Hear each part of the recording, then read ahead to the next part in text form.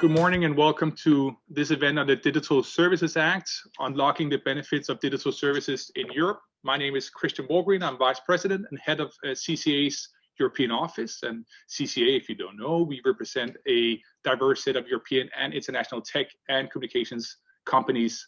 Before getting to our excellent lineup of speakers, let me quickly mention just two housekeeping points. One, this event is on the record, so everybody's welcome to tweet. You can, for instance, use the hashtag DSA, and reporters, and I know there's a few who have registered, can of course quote all the speakers. And finally, attendees are encouraged to ask questions in the Zoom chat function throughout the event, but please specify your name and your organization when doing so. All right, let's get on with today's program. In a moment, I'll give the floor to Andrew Goodwin, who is EMEA Director at Oxford Economics, who will be presenting the main finding of their new report, which is fresh out of the hot out of the press this morning. And after that, we have a roundtable with 4 prominent speakers from the European Parliament and from the EU member states who are closely involved in the debate around the DSA proposal, which is now expected around December 9th. And I will introduce each speaker after Andrew's presentation of his report. But without any further ado, Andrew, the floor is yours.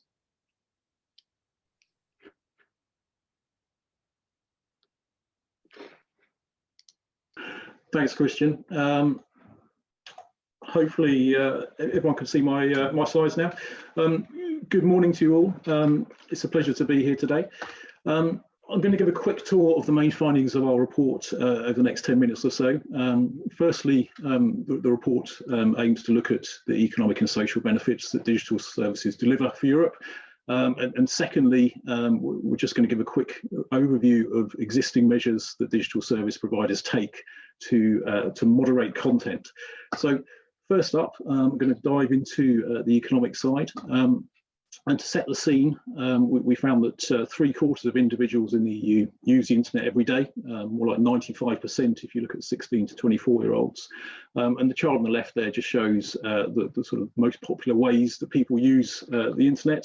And on the right-hand side there, we see the businesses also obviously big users of the internet. Around half of firms now use social networks, and a quarter pay to advertise. But those data were from last year. As we all know, we've all turned to a much greater extent to the internet over the last 9 months or so, as indeed this morning's virtual event demonstrates.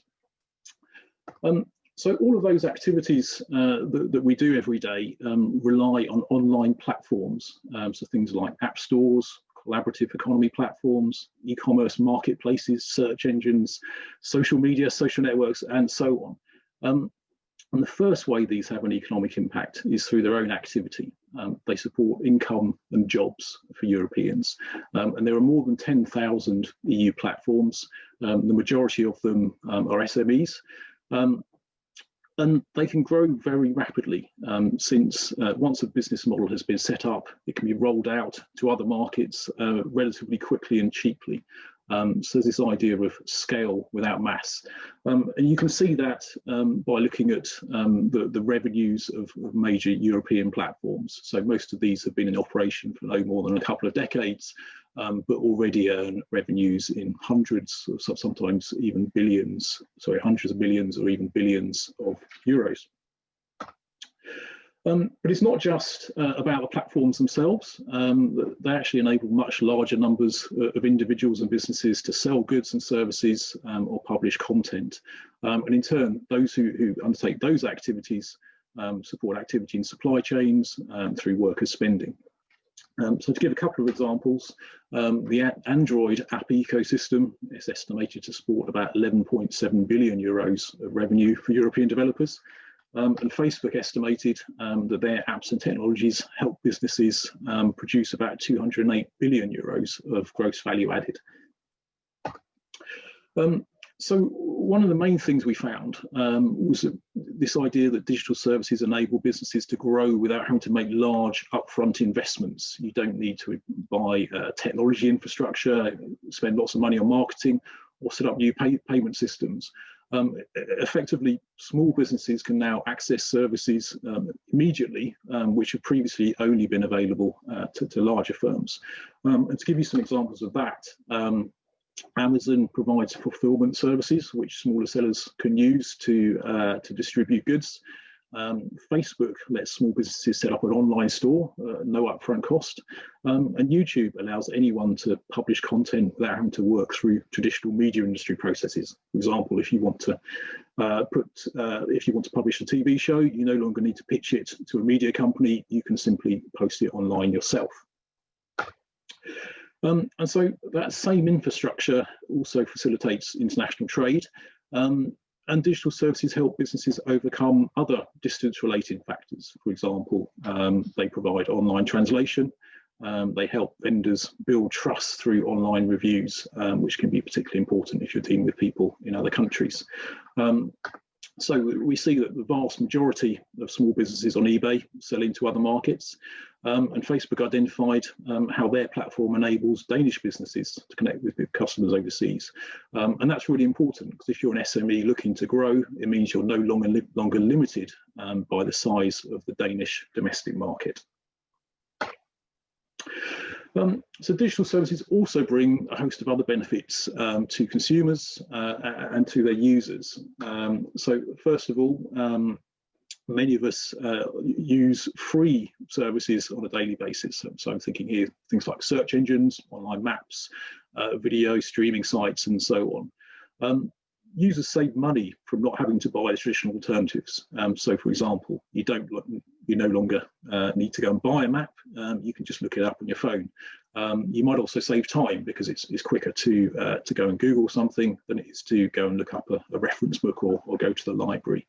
And functionality is often better. You can do lots more things on WhatsApp than you ever could with text messaging. So Google estimated that it supports about 420 billion euros of value each year for European consumers in these kinds of ways. The other aspect to this, of course, is online shopping. So that brings big convenience benefits. In the past, they've been particularly useful for people who can't easily leave home, but this year that, of course, has been all of us, and that has obviously brought big benefits, enabling us to access goods and services while during lockdown. But more broadly, a number of other benefits from online shopping as well. So greater choice, competition, and ultimately lower prices. The research into those benefits is now rather dated, but two of the larger studies identified benefits in the region of tens or hundreds of billions of euros for European consumers. Digital services can also support aims which are more social in nature. So platforms can enable people to work when and where they choose, and that can be particularly beneficial for people whose circumstances don't allow them to travel to a traditional workplace or work regular hours. And there's also this idea of geographical equality. Businesses in remote areas may previously have been limited by the size of the local market, but now they can immediately sort of connect online with national and international markets and be much more competitive. And the chart on the right-hand side there just shows the share of people working through digital labour platforms to differing degrees in various European countries. And the survey findings there indicate that there could be around 15 million people using platforms as a primary or secondary source of income across those 16 countries. So lots of benefits from digital services, but unfortunately, they have been misused by some users to spread harmful or even illegal content. So in this part of the presentation, I'll just provide a quick overview of some of the steps that providers are taking to tackle that. So first of all, this slide shows data from recent transparency reports and highlights the large volume of content being identified as problematic for reasons related to hate speech. So the figures for Facebook and Instagram there at the bottom show how much of the content is identified proactively by platforms before users report it. But the industry is also collaborating to act against this issue through a code of conduct. The top chart on the right-hand side shows progress in ensuring that the speedy review of material once platforms have been notified of it. So 90% of notifications in this area are now reviewed within 24 hours. And the bottom chart shows that a much greater share of content is now removed following those reviews. During our research, we also heard about the challenges that online marketplaces face in tackling the sale of counterfeit goods. It can be difficult to identify fakes sold online, both because some are very realistic and because in the case of third-party marketplaces, the online platform itself may never have the good in its possession. Effectively, sellers send them straight to purchasers. As such, it's really important that platforms and rights owners work together to make sure that fake products can be quickly identified and reported. And the top box there just gives a few examples of programs run by major e-commerce sites that aim to do that. Technology also can help here. So increasingly, we see the use of product serialization tools, which give a unique code to individual products, which can be tracked from producer to retailer to the end consumer. And once again, there's industry-wide collaboration on this. So the grey box there shows some key stats on the progress being made. In particular, 90% or more of listings removed proactively, and the number of items removed up since the MOU has been in operation has increased quite substantially. Marketplaces also have policies in place to prohibit the sale of unsafe goods, and at the same time they act more proactively, working with sellers to make sure that they're aware of rules and can ensure compliance, and also collaborating with authorities. On the right-hand side there, we've got some data from the European Commission Product Safety Pledge, which is another voluntary commitment aiming to improve the detection of unsafe products before they're sold to consumers. And under that pledge, progress is monitored against two key performance indicators, which track the share of goods listings removed within 2 days. And the lighter blue bars there show that the results from the most recent evaluation, and that found that those targets are met in almost all cases.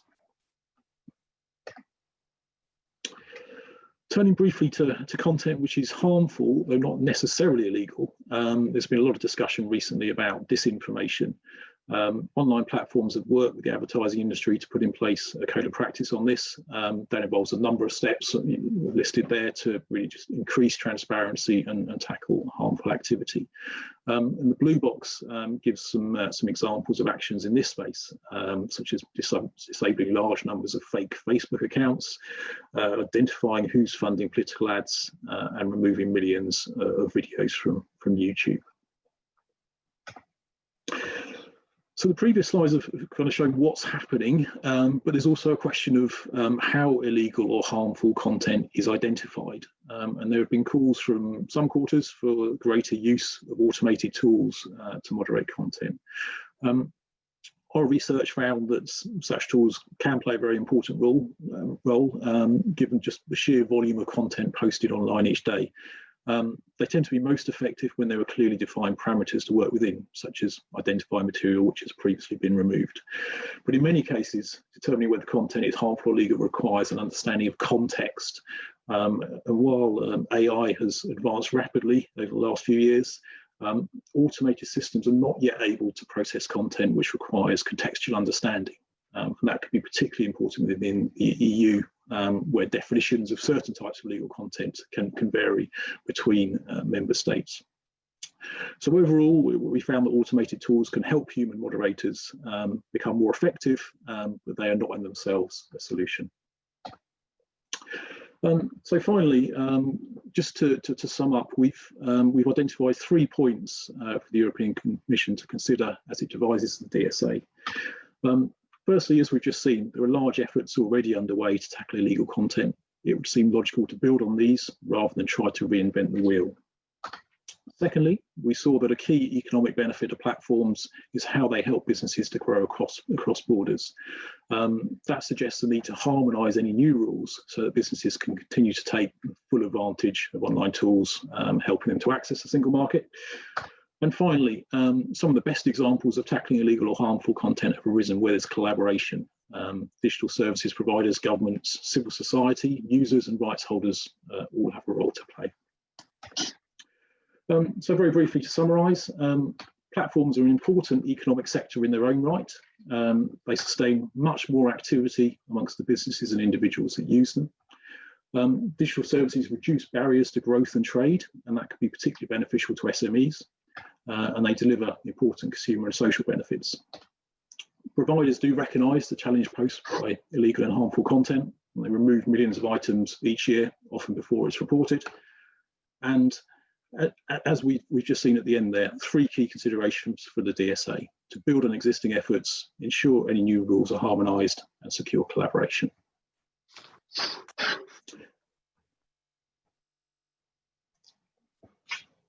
Thank you very much, Andrew, for this very overview of digital in Europe. I'll just ask you. But I hope you will be on if you have any questions from participants. I think Justina, if I can ask you to go on mute, if you don't mind. Very good. Well, thank you so much, Andrew, for this very helpful overview of digital services in Europe. And I think many of these services we take for granted. I remember my parents were like investing in this encyclopedia that I got like over 5 years as a kid. It was very, very expensive, right? And nobody would buy that today, right? You would save that money, you would look it up on Wikipedia, whatever. It's just these buying a map. When did you last time buy a map before you went somewhere? Well, nobody's going anywhere anyways these days, but the point taken. And also thank you for highlighting some of the challenges, some of the regulatory challenges and some of the business challenges that remain here. And I think at the very end, you highlighted 3 policy recommendations for the DSA. EU lawmakers should consider building on existing frameworks for tackling illegal content, working with all parties to build online trust, and ensure that any new rules are harmonized across the EU single market, which I think are pretty common sense recommendations, but noteworthy nonetheless. We as CCA, we hope that DSA will create a better functioning EU digital single market, that it will provide clarity for everybody's responsibilities and better safeguard online rights. And hopefully Europeans will continue to enjoy all the economic and social benefits of digital services. And we hope to see a horizontal, principle-based legislation focusing on legal content, and then additional targeted measures tackling specific concerns can then later be built on top of this DSA foundation. And hopefully the DSA will be built on a few key principles that we know from the e-commerce directive, maintaining the e-commerce directive's ban on general monitoring, limited liability regime, but with flexibility to allow business players to take voluntary measures, and finally maintaining the country of origin principle, which of course is key to the single market. Andrew, I hope you will stay on so you can answer any questions from our panelists and from our audience, people in the audience who can ask questions using the chat function here. We will now move to the panel part of our event. Our first speaker is Karen Melker. Karen is a Danish MEP from the Renew Group, and she's member of the Legal Affairs, the Internal Market, and the AI committees in the European Parliament. She became a member last year and has already become a very leading voice on technology and regulatory questions. So Karen Melker, I'll be interested in your comments and reactions to the Oxford Economics report, but could I perhaps first ask you to kick off with a brief introduction of what you hope to see in the DSA proposal and in the DSA negotiations? Go ahead. With pleasure. Thank you very much, Christian. I think We've seen over the last 20 years since the e-commerce directive, many changes in the way that we organize ourselves. Tools that have made it possible to actually live more or less as we usually do under lockdown because of exactly digital services. But that also provides specific challenges because the rules that we have for commerces and businesses are made initially for physical businesses. And when we have digital services and businesses that are solely digital, that gives them big opportunities, but also big responsibility, because you have, as a digital business, you are, from the get-go, you are a global business. And you can provide your services all over the globe. You do not have to look at borders, and you can grow to very large scale if you're successful. And what we've seen with the development of digital platforms is that the scale and the lack of competition in the digital world is even more important than it is in the physical world. And I usually compare it to gravity. Once a platform or a network, a digital company becomes sufficiently large, it's very difficult to escape its gravitational pull. It's very difficult to come in as a new actor on the market and compete with this. And this is one of the things that we need to look at in the DSA. I think it's important to make sure that the different platforms and services are interoperable so that the competitors can actually compete with the platforms and the big now digital monopolies. One of the other things that think that we need to look at is the transparency of the way that the platforms are functioning, because the business model for many platforms is keeping track of our attention more than actually providing a good quality product. And that gives rise to polarization and more extreme content that is being shared, not because of ill will, but because that is the content that gets the users to stay. For me, I think it's really important that we see demands for transparency, responsibility, and respectfulness of rights in the DSA. I think it's also very important that we have an EU-wide legislation that is also implemented and maintained at an EU level. I think we need to look at the way that the platforms are functioning. There was, in the study, mentioned some transparency reports that were made by the platforms, but these are voluntary. And if I was a business, I would show myself from the best side. And I think we need to have a regulatory dialogue with the platforms on how they curate the content, because the platforms are no longer neither not doing anything or being very active on the content, but there is a curation that is going on. And this is part of what we need to regulate. And rather than having glossy transparency reports, I think we need a firm regulatory dialogue about how we address the risks of legal but harmful content so that we can address this. This should not be as part of the legislation. I don't think that we should have demands for further ex-ante control of content in the DSA than there is already in the existing legislation.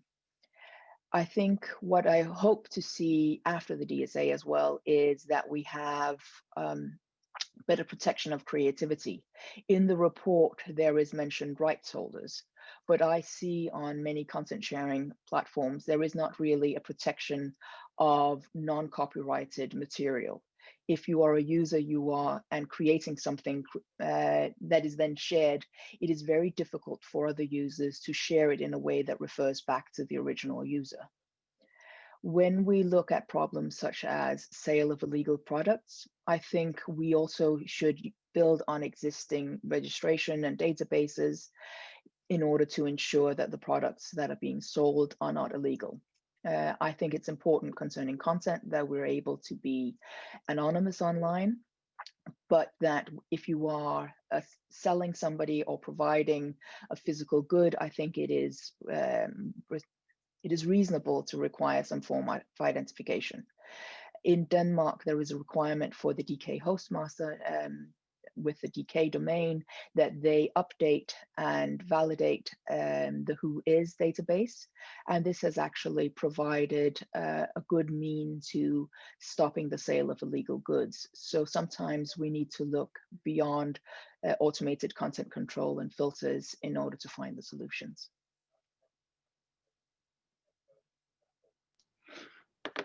Thank you very much, Karen. I think you touch on all the hottest topics, which will probably be debated in at least another year, maybe even 2 years.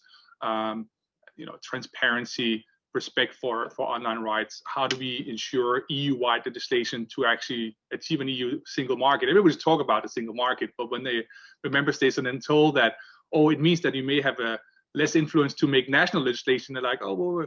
So I think that's a very good point.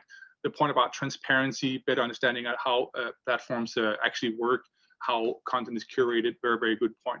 Sale of illegal products, anonymity as well. I also liked your points about competition, which on the one hand, all these online services give much more choice. So has probably led to more competition also offline, right? Because you have now the choice to buy offline or online. But at the same time, we want to make sure that there is fierce competition, that remains, even as some platforms have become very, very popular. And that also requires transparency on the platform, because there is the long tail of the internet. And if you're at the very thin end of the tail, then your product might not be seen unless you make sure that the platforms show all products in the same way. Yeah. And I suppose some of these questions, competition-related questions, will probably be addressed in sort of the sister legislation, the Digital Markets Act, which could come out on the same day or a week or two later, which will deal with some of these questions. If I understand you correctly, you're a little bit concerned with some of the ex-ante proposal there. There is a ban, for instance, on market practices, which I've read could lead to reducing actually competition between platforms, which is probably not what we want. In search, for instance, we will probably want, it would be great if Apple, for instance, designs a search engine to compete fiercely with Google, with Amazon, if other e-commerce practice players, even if they're big today, if they compete fiercely. So I think there are still some questions about that so-called blacklist in the DMA proposal, but we'll stick to the DSA proposal this morning here. Thank you so much, Karen. We'll go already to our next speaker, who is RICARDO CASTANHEIRA, who is Digital Counselor at the Permanent Representation of Portugal to the EU. Of course, Portugal's presidency will be kicking off officially the Council discussion on the Commission's forthcoming DSA proposal, and RICARDO will really be at the center of these DSA negotiations. RICARDO, I would be very interested, what's happening in the Council at the moment, now that you're waiting for this proposal, and what do you foresee will be the hottest topics that will be discussed, at least during the presidency starting in January? Well, good morning, Christian. Good morning to everyone, and thank you very much for having me here.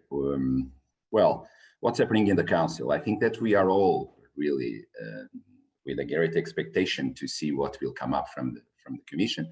Anyway, it's already very interesting to see the very high number of responses from member states to the public consultation, which is something that is quite unique.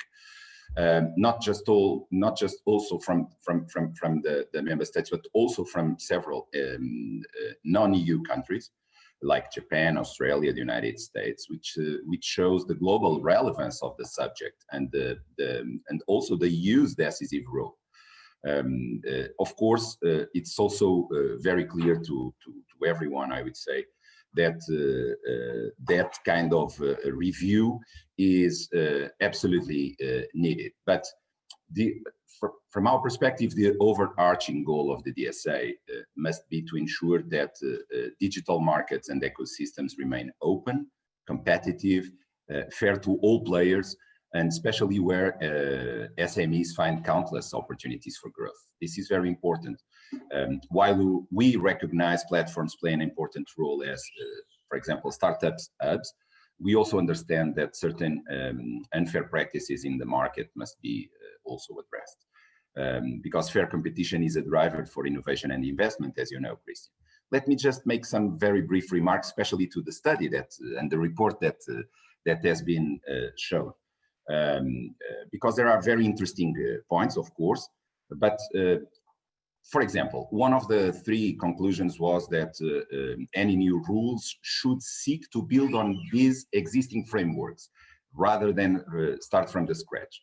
The question is that we've heard a lot, I can assure you, CCIA was one of the dozens of stakeholders with whom we already met. And it's true that there are an increasing issues, a number of issues that arose, especially became and more critical during the COVID crisis, when we talk about the digital context and digital platforms. That we think that we should agree that not all the current rules are working properly. We are talking about a directive that has already 20 years old. It means that we need to update those rules. And I think that, of course, we should also and always learn from the existing frameworks and promote a proactive approach from the industry, because it's obviously that, you know, the digital market sometimes much better than policymakers. But anyway, the question is, there is a need to change, there is a need to improve several of the rules that we do have, especially when looking to the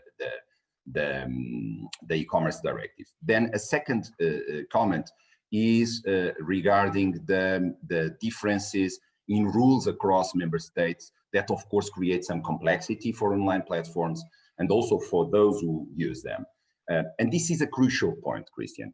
We must ensure that the DSA will, of course, be a piece, an important piece to reinforce the single market. And this is a great opportunity to remove some of the existing barriers that we still do have, especially some possible cross-border obstacles to SMEs.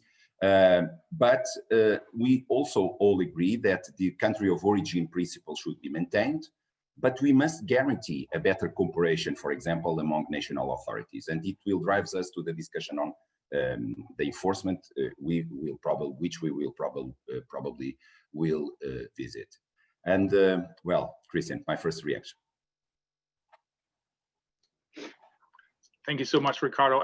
You know, this is interesting to hear what you expect that you and your colleagues will be discussing from a few weeks from now, you know, how to maintain an open ecosystem, especially for SMEs, how to address unfair practices or unintended practices, I suppose, how to build on existing legislation. But of course, some of the legislation is pretty old, like the e-commerce directive, right? That is why we are maintaining the parts that are working, but trying to fix those things that just weren't considered 2 decades ago when the e-commerce directive was put in place. Of course, there's also newer legislation, right? I mean, there's the platform to business legislation that just entered into force a few months ago, which I'm sure will also be some learnings coming out of that would be helpful for this discussion. And of course, how to reinforce the single market, remove barriers, especially for SMEs, and how to maintain the country of origin. But yeah, as you say, you need probably better cooperation between authorities for them to be willing to give up that some of the national sovereignty in a way to ensure a single market. So thank you so much. We'll get back to you in a moment. Our third speaker is MEP Patrick Breyer, who is a German member of the Greens group of the Pirate Party. Breyer has been a member of the European Parliament since 2019, last year, and he sits in the civil liberties and the legal affairs committees. And he's, of course, very active, as people will know, on a number of files related to digital rights, to privacy, and most recently on the terrorist content online proposal, which, of course, is also linked to the DSA discussion. Patrick Breyer, I'd be very interested if you would kick off with your 30 seconds introduction of what you hope to see in the DSA, and after that, welcome to add any other thoughts, for instance, on the study that we saw today from Oxford Economics. But Mr. Breyer, what do you hope to see in the DSA? Well, seeing that we live in a digital age, the DSA really needs to empower users, and that means we need to overcome the predominant business model of surveillance capitalism and make sure that all users have a right to use the internet anonymously and without being subjected to a pervasive recording of all their online activities. It also means that we need to push back against the deployment of error-prone content filters and automated censorship. And finally, we need to interconnect the digital gated communities, such as Facebook or WhatsApp, and interconnect them with other platforms as well as open networks in order to ensure user choice, but also fair competition and new opportunities for European businesses as well. So to specify that, the report published today outlines that a lot of services are offered free of charge on the internet, but are they really? I mean, nothing is really free of charge, but really these services are financed by analyzing user interaction and selling information on users to advertisers, which is not evident, but that's how the business model of surveillance capitalism works. And we've seen too many data leaks and cases of abuse that have resulted in identity theft. And that's why anonymity on the internet is so important, because it effectively protects us from that. It also protects the physical safety of publishers and readers of digital information, including children, victims of violence, of stalking, whistleblowers, political activists, dissidents. All these rely on the right to use the internet anonymously, and that's why the DSA needs to enshrine that right. And also, the online activities are commonly used to profile user personalities, including aspects of their health, of their sexual life, even of their religion, etc.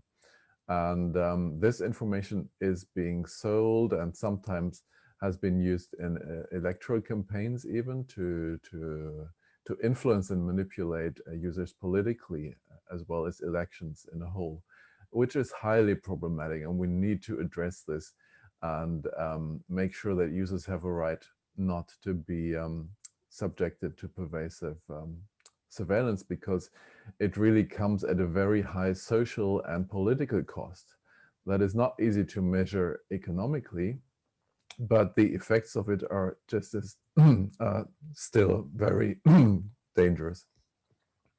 Likewise, when it comes to the content, private policing and ex-ante censorship by big companies, that endangers the freedom of speech, including legal speech. Do we really want algorithms to decide what we can say and read online? The effects of that can be, for example, content criticizing terrorism will still be filtered if it uses similar terms or even identical pictures or videos. And that can then be counterproductive because, in order to prevent terrorism, you need to expose it, you need to expose the actors, you need to show what's really going on. And that's why algorithms that don't understand the context and the intent of a message often over-remove legal content. We've seen a lot of protests against these filters in the context of the copyright debates. Lots of people took to the streets in Europe. And the report published today speaks out against making this filtering mandatory, but the voluntary use of these tools just come with exactly the same problems, really. Human moderation is often insufficient to address these problems because yes, these moderators are often poorly paid, not very well trained, and also there is not the same level of oversight that would exist in a public policy-based approach where independent authorities determine whether content is really legal or illegal. And so the current policies often result in seemingly arbitrary decisions. And likewise, regarding the so-called harmful content, I don't think that tech solutionism is a good policy to address this, but it's often underlying problems in our society that result in hate, for example. And I don't think these problems can be addressed technologically. So both pervasive tracking and online censorship have a chilling effect that ultimately, I think, results in reducing diversity in our society. And if we move to a society based on a lack of trust, where users are no longer trusted, but proactively sort of watched and monitored, I think this will also result in a high cost economically, ultimately. So we need to maintain the balance of having a targeted intervention rather than using policies of mass surveillance and censorship only because it's possible in the digital sphere. And finally, I think it's important to complement the platform economy with open and interconnected networks. That's really the original idea of the internet. We need to reclaim that digital space.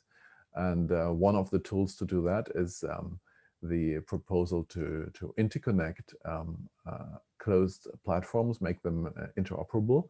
And I think in terms of competition, that makes sure that these products will be better, that users will have more of a choice, and also that competitors will have a real chance to compete and without being hindered by the lock-in effect that keeps us strapped to certain operators so far.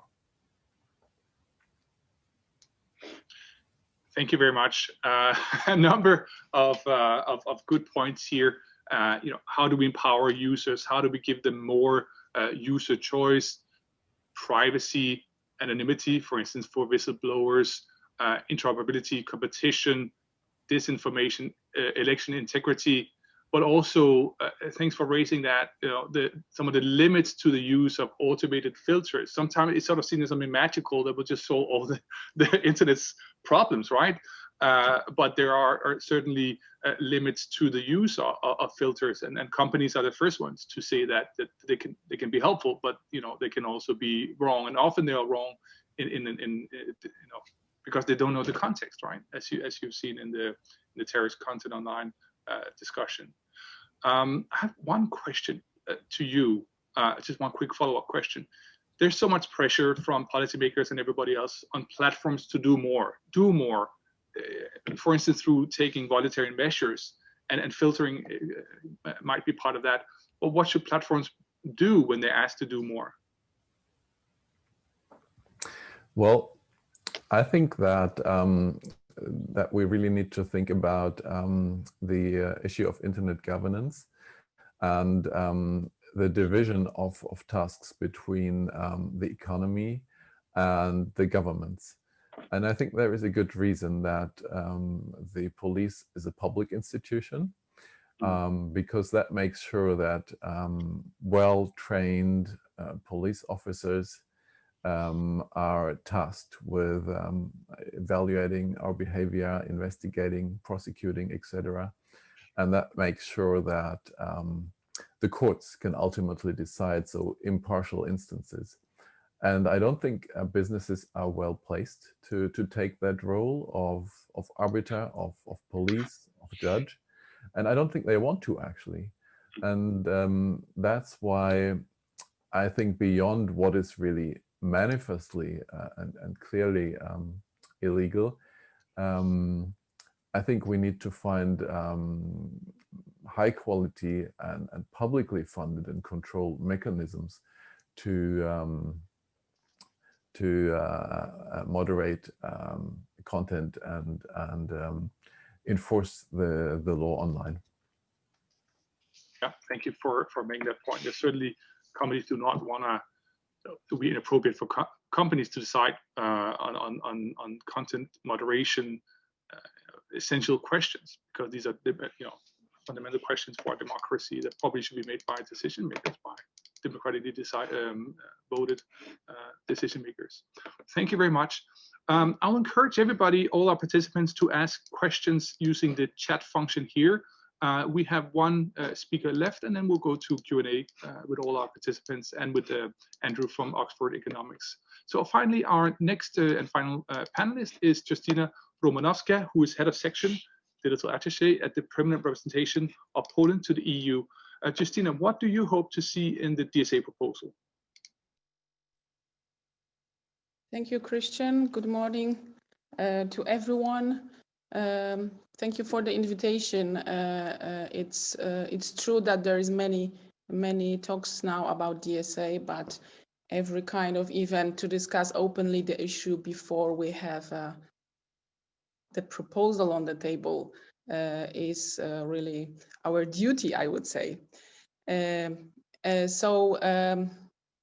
Regarding your question on expectations and what we hope for, I think apart from a big discussion that we will have for sure, and lengthy discussions, we hope really to see, I will try to be very compact, we would see an evolution rather than a revolution of this, what we have already at the e-commerce market. And the main goal we want to reach, of course, is the further deepening of the digital single market as a whole. So we're hoping for that big goals to happen. This is also our common effort. That's true. Maybe I will just refer briefly to the process. I really think that Portugal will kick off the discussions, but we are aware that they will take some time. So any kind of presidency who will take over the discussions will have a lot of work to do. Regarding our maybe position and this what we already put on the paper, because we took part as many other member states also outside from the European Union in this Commission's public consultations. For us, the cornerstones and the whole philosophy of the e-commerce world is based on the three principles that, in our opinion, have stood the test of time, and they should be kept, because they allowed the e-commerce market to develop to the stage where we are right now. That's why we hope that they, with some refinement and the evolution, they should still be there. However, of course, there is many things happening around the globe, not only in Europe. So we believe that the provisions regarding the removal of illegal content specifically really need deeper consideration and refinement, and finally revision. It will of course take time, and all the stakeholders need to be involved, but we need to take this problem seriously. And especially when we talk, for example, about some mechanism that we have already in place, like notice and action procedures, we should really harmonize them across the EU. It's not only about the barriers, but it's also about the perspective of the entrepreneurs who will and already have a lot of duties. And if we want to have a single market, we need to go a step farther.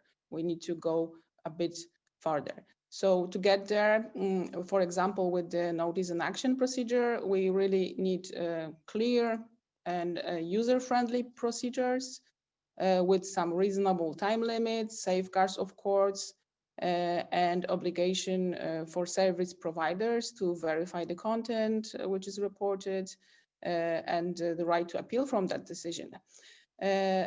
Finally, about our hopes, I will just say that for us it's important also to look at the global context and how we as our end users or consumers exist in this e-commerce world. So for us, the clue of the discussion is also how to apply this European approach to the entities from third countries which operate in Europe, and how to make these provisions serve us as EU consumers or EU citizens in general. So for that, of course, I think Ricardo mentioned that topic. The barriers to the proper operation of the digital single market needs to be removed. I think we need to address three elements here. A lot of already has been mentioned by the previous speakers. We need to modernize the existing legal solutions. This is one layer. Another is that we need to eliminate the gaps and ensure the consistent application of these rules. So we need to have proper tools for that.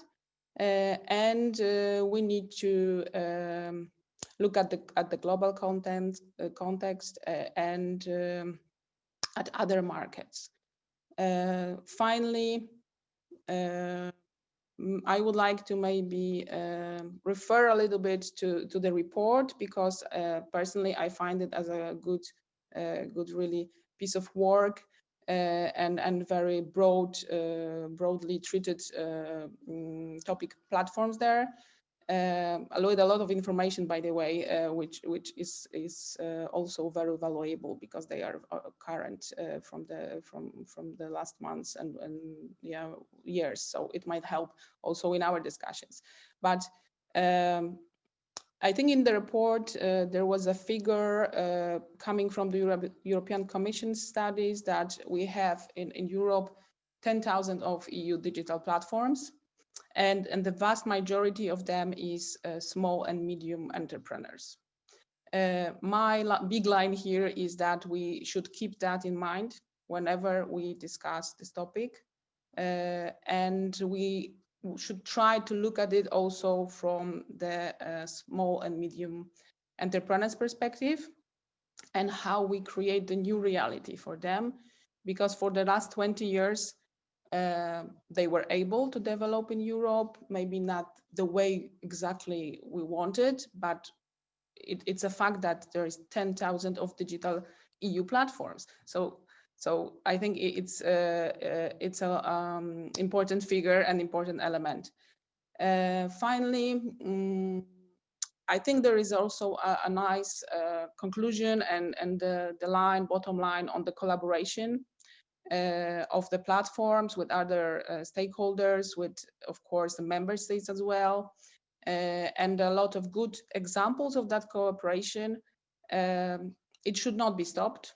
I think we have a lot of that examples also in Poland regarding, for example, empowering the end users regarding the right to appeal from the decision of the platform on removing the content, or for example, linked with a little bit of climate change, because we were able to have a cooperation with one of the biggest Polish platforms to monitor the goods that they sell on their websites, and to really remove the items which are not in line with our environmental protection standards regarding the clean air. So these examples are there, and without linking the legal solutions with that collaboration, we will not have a complete set of tools that we need to build the e-commerce world. I think it's the topic, just very personal or Polish perspective here. The topic is important for us. because in Poland, in fact, we have like 27.5 million internet users. So for it's really it touches everybody. Everybody is buying online or using the content platforms for social purposes. And we are looking also at this from the perspective of average users. And there is so many aspects mentioned before by the previous speakers regarding the content moderation, regarding the perspective of fundamental rights, or the sellers of the goods, or the filters and safety products. It will be very challenging to put all the problems into one basket, but I think we need to do it. I think I will stop here, just saying this at the beginning, and I will, of course, participate in the discussion. Just wanted to say that, of course, our papers, like I think other ones, are in the Commission summary of the public consultations, and they are available also in English. Thank you. Thank you so much, Justina. The main points I took away here, you hoping the DSA, the new DSA proposal will be or legislation will be an evolution, not a revolution. It will be based on the 3 core principles from the e-commerce directive that have stood the test of time. It will include the safeguards. It will have right, for instance, like right to appeal removal decisions. That there will be provisions, refined provisions on illegal content and the involvement of all stakeholders, and to have more harmonization across the EU, including on notice and action, and especially to remove barriers to the EU single market. I was also very surprised when I saw the study that there are more than 10,000 platforms in the EU. I mean, that's incredible, right? And that this number, I think it was it 7,000 just 2 years ago? I mean, these numbers are just going up incredibly, and this is a positive story for entrepreneurs. But it's not enough for Europe to generate startups and entrepreneurs, but they should be able to scale up and grow big in an EU single market. So in a moment, we'll go to Benedict Blomeyer from Allied for Startup, who has a first reaction and perhaps a question. But I know that MEP Breyer, he has to leave for an important meeting in 4 minutes. So I'll just have one quick question for you, if that's all right. If you could elaborate a little bit on how to get right this balance between the fight against illegal content and the protection of fundamental rights like the freedom of speech. Would you have any additional thoughts on that? Christian, I'm pleased to say that my other appointment has been cancelled, so I can stay with you for a while. Can you repeat that question, please? Yeah, if you could, that's great news. If you could add some suggestions on how to get right this balance between the fight against illegal content and the protection of fundamental rights. I mean, what is exactly that you're hoping to see in the DSA here? So in order to address illegal content, I think what is important is, first of all, to have a good notice and action rules.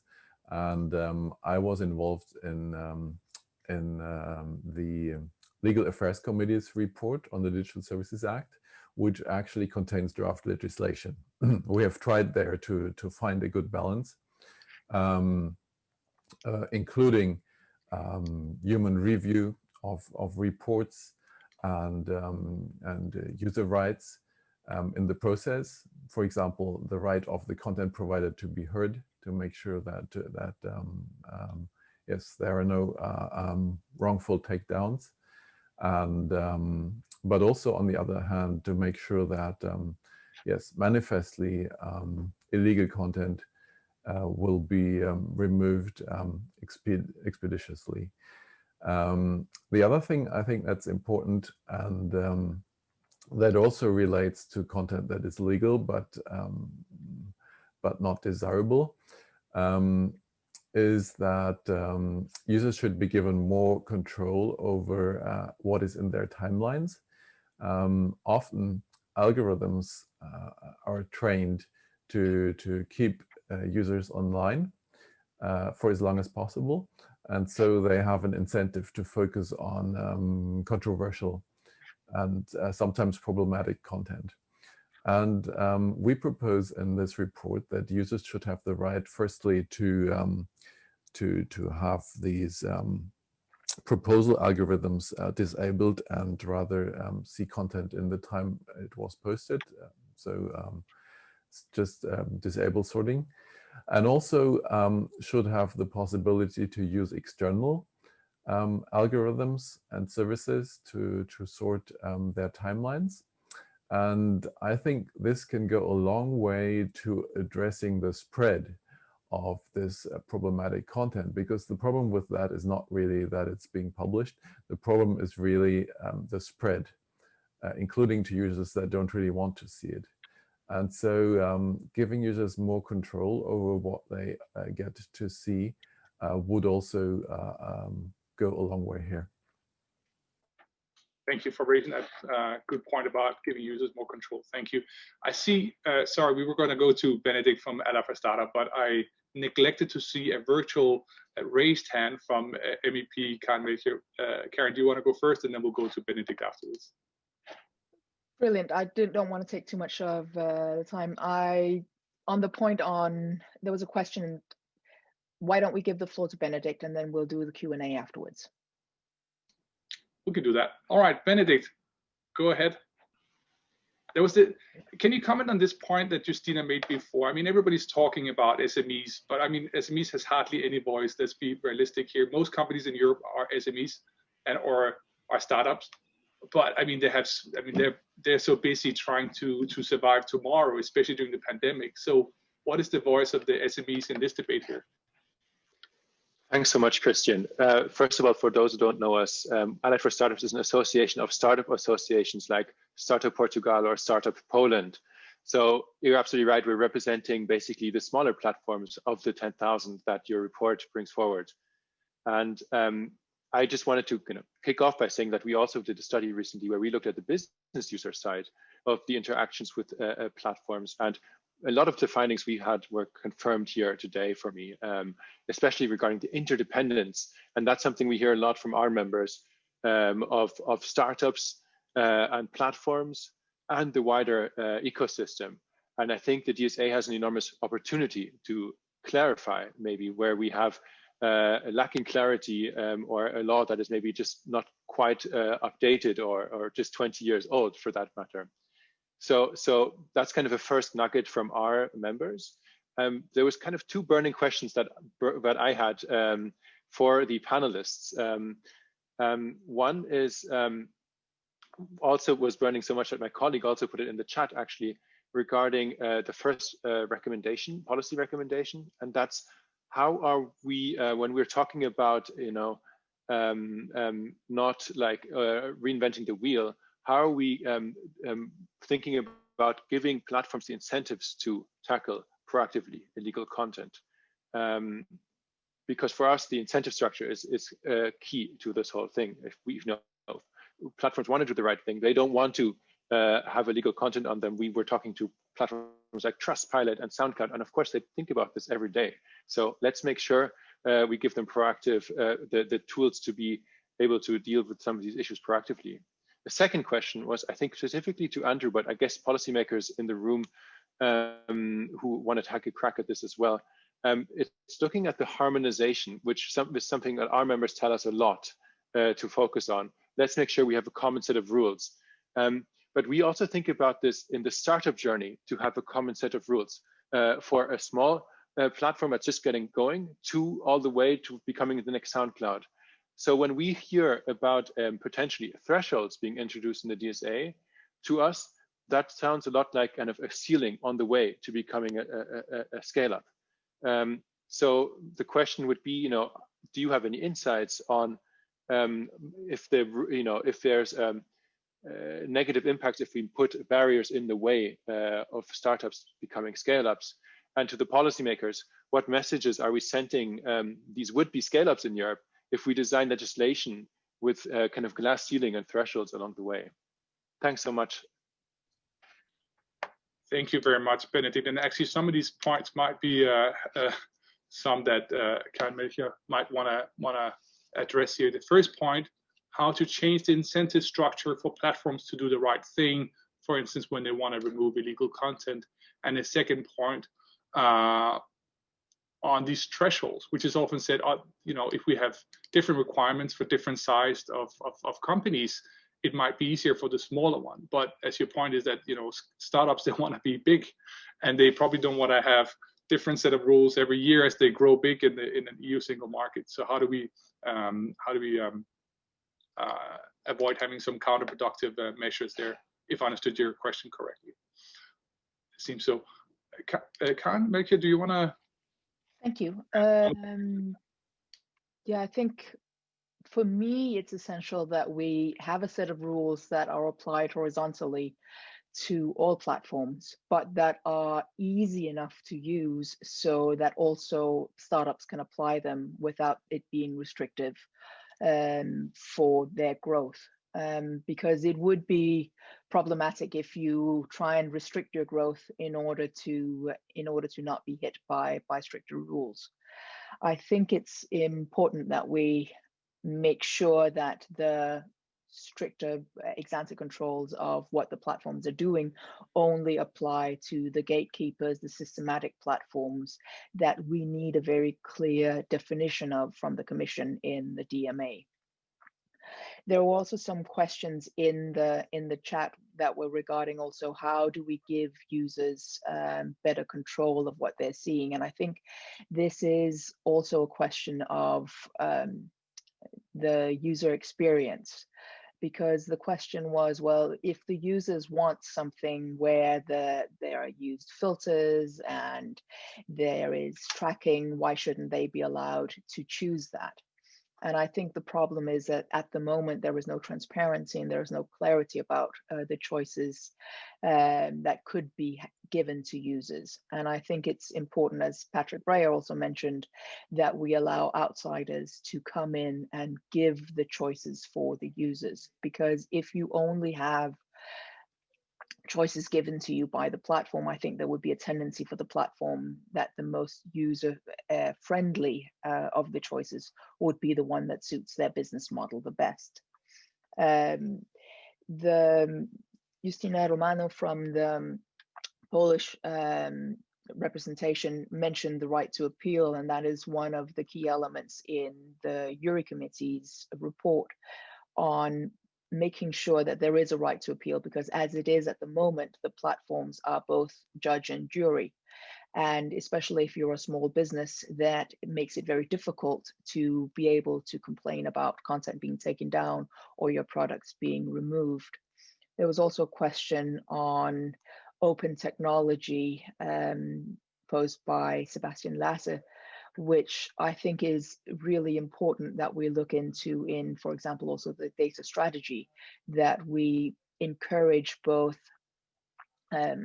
authorities and governments to make sure that we reuse and make available existing data, but also encourage businesses to reuse and reshare data across businesses, so that also small businesses can make use of the data that's available.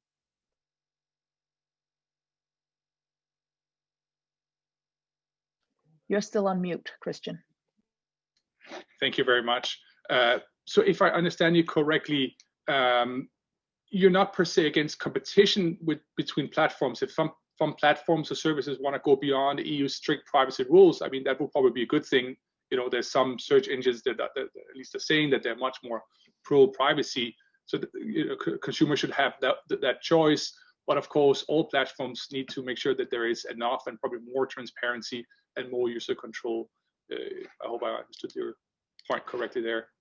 No, I think the more competition, the better. But the problem is that in the digital sphere, competition is quite difficult because yes, there might be other platforms, but if you can't have the users there, then or the search engine is not being used, then the theoretical option for competition doesn't become effective. And I think, yes, you can do better and more different search engines, but if nobody is using it, then that does not really work. Right. I had one question here from the chat that made me laugh a little bit here, but I think it's pretty funny actually. So the DSA is often expected to become a superhero regulation that saves the online world by resolving every single issue out there. Do you agree that the primary focus should be on horizontal rules for cross-border provision of services? And this is from Patrick Tuvaris. And I think that, it's a pretty broad question, but any panelists want to weigh in on this? Can I? Yeah, go ahead, Ricardo. Okay, thank you, Chris. Well, are you superheroes trying to design superhero regulation for the next decades to come? No, fortunately, we are not superheroes. And for sure, after listening Benedict, Karen, and now with that question, we really will have on the table a big discussion about exactly if we should set or define a common set of obligations for all, or some obligations, common obligations for all, plus asymmetric obligations just for very large platforms or some restricted kind of platforms. That's going to be for sure one of the questions, and nobody has so far the silver bullets. It's absolutely clear on the discussions that we are having. But there is also a very important discussion that I think that should be the previous one, which is exactly because we talk about digital platforms, but there is a need of to clarify what qualifies services to be in the scope of the DSA, and also to the DMA, but we are talking about the DSA. Because we should, of course, differentiate or not, that's the question, between infrastructure hosting platforms, search engines, online platforms like marketplaces. It's not one size fits all, because there are very big differences, not just from the business model perspective, but also from the technical perspective, which implies also on the kind of the legal kind of decisions that we must also take. That's why I think that the big discussion going to be about the scope, what kind of platforms we are talking about, which ones going to be included, and that will reply to the answer about if it will be horizontal or not, or if it will solve all the problems in the digital world. The second remark that I would like to make is about we've talked some of some of my colleagues, the other panelists, talked about the limited liability regime, which is of course an important principle of the e-commerce directive, but probably we will have also to be discussed some new duty of care obligations, which will balance, for example, the safe harbor regime that we do have also on the e-commerce directive. This is something that, for example, taking a look to the Saliba's report from the Parliament, he talked about know your business customer principle, which is something new, and we can also see that there are more and more voices raising the need for more transparency and control of users, the data use, targeted ads. This is something that for sure will be on the table, and we cannot take a look on those new potential obligations in the same way, if it will apply on the same way to a small platform, to a startup, or to a big player, or if does it apply in the same way to a search engine as it applies to a marketplace. This is the discussions that are very complex. I'm not saying which is the best solution, because it would be absolutely unacceptable so far, because we don't know yet proposal. And of course, as Portugal, we play an honest broker role. We really do believe that that's the way that we should move on. But Christian, just to tell you that it's very complex, and for sure there is no superheroes, not in the council, neither in the parliament, and we want to solve all the issues with the DSA for sure, unfortunately. Very good, thank you so much, but we'll still have trust in your close to superhero energy, at least in the next 6 months during the presidency. And I think to Justina's point, this is an evolution, not a revolution.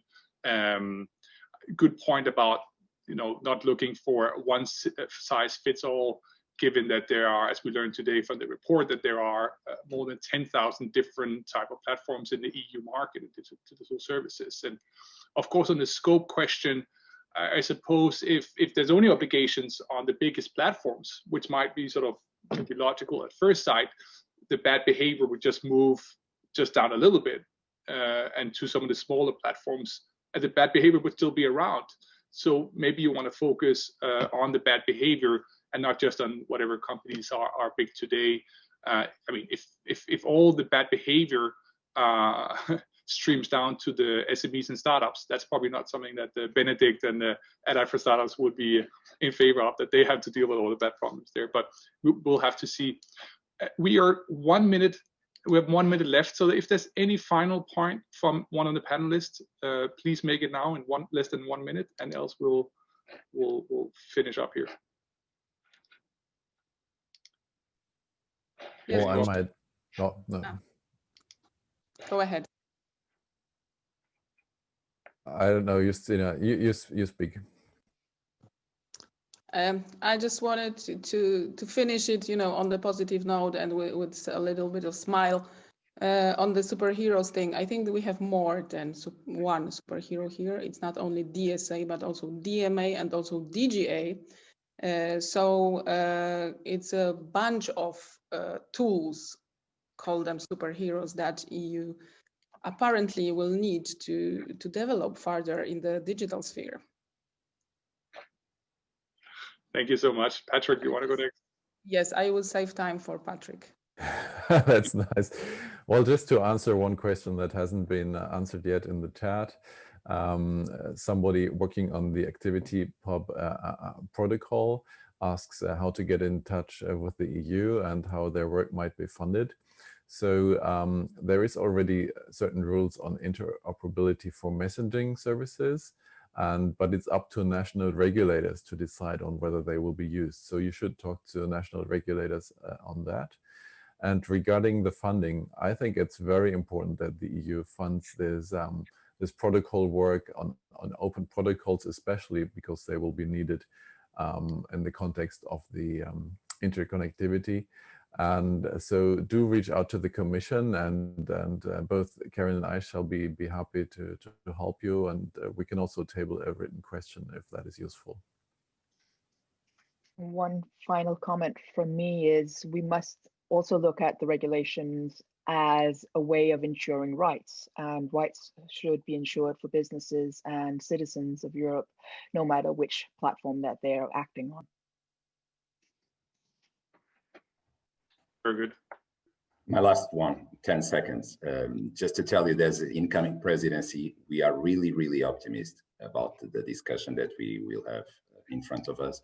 I think that we got a lot of very positive insights from the Parliament on the several, because there are a lot of reports on this. I think that the fact that several member states already put on the table its own national positions give us a lot of, I would say, very good insights too. It's very different, the kind of context that we do have right now than the one that we have 4 years ago when we started the copyright discussion, for example, or the EVMS one.